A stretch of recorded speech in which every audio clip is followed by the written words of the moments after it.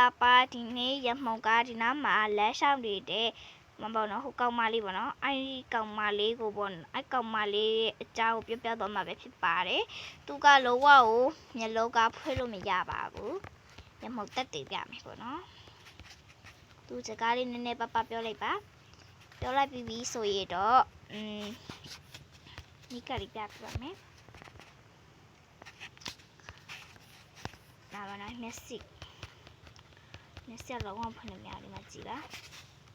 မျက်စိလုံးဝဖွင့်လို့မရပါဘူးဖွင့်လို့မရတာကိုရမုတ်ကဒီဗီဒီယိုလေးပါဖွင့်လို့ရအောင်ပြောပြတော့မှာပဲဖြစ်ပါတယ်ဒီစောဒီထဲဝင်မှာဒီဆိုရင်ဒီလေးကိုနှိပ်လိုက်ပါ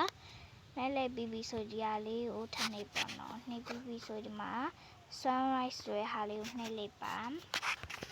ပြီးရင်အောက်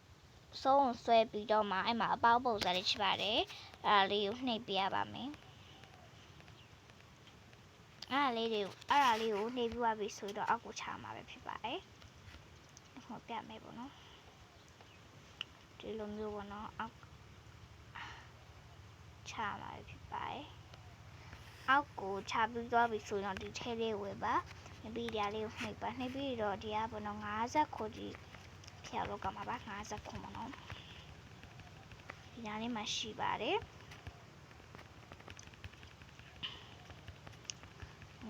50ခုကြွားရပါမှာပါ50ခုရပြီဆိုတော့သူ့မျက်လုံးလေးပြန်တွေ့သွားပါပြီပြပါမယ်ရမုံကြီးကလေးပြပေးပါမယ်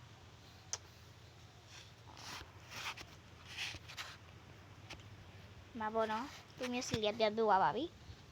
ပါစက်ကလည်းပြောနေပါပြီဘာပြောမှန်းလည်းတော့မသိပါဘူးရမုံလေးရမုံကအဲ့ဒါလေးလာပြောပြပဲဖြစ်ပါတယ်ကဲအားလုံးပဲဘိုင်ဘိုင်ဒီ channel လေးကို like subscribe လေးလုပ်ရခဲ့ပါအောင်နောက်ဆိုလည်းသိချင်တာလေးတွေကိုရမုံရဲ့ comment မှာလာပြီးတော့ man လို့ရပါတယ်ကဲအားလုံးပဲဘိုင်ဘိုင်